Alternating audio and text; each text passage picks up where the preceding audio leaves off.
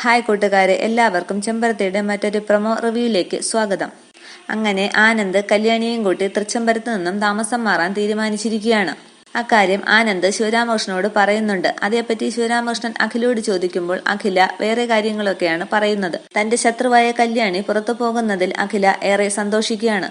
ഇപ്പോൾ പ്രൊമോയിൽ കാണിക്കുന്നത് കല്യാണിയെ വഴക്കു പറയുന്ന അഖിലയാണ്. അഖില പറയുകയാണ്, ഞാൻ ഇരിക്കേണ്ട സ്ഥാനത്ത് ഞാൻ ഇരുന്നില്ലെങ്കിൽ അവിടെ നായ കയറിയിരിക്കും എന്ന് പറയുന്നത് എത്രയോ ശരിയാണ്. വീണ്ടും ദേഷ്യത്തോടെ അഖില പറയുകയാണ്, സമൂഹത്തിന് മുന്നിൽ നാണം കെട്ട് ജീവിക്കുകയല്ലേ തൃച്ചംബരത്ത് അഖിലാണ്ടേശ്വരി. ഇത് കേട്ട് ആകെ വിഷമിച്ചു നിൽക്കുകയാണ് കല്യാണി. എന്തു പറയണമെന്നറിയാതെ ആകെ വിഷമിച്ച് കല്യാണി വിയർത്ത് കുളിച്ചു നിൽക്കുകയാണ്. ഇപ്പോൾ തൃച്ചംബരത്തുള്ളത് തന്റെ അമ്മയാണ് എന്ന കാര്യത്തിൽ ആനന്ദിന് ഒട്ടും സംശയമില്ല.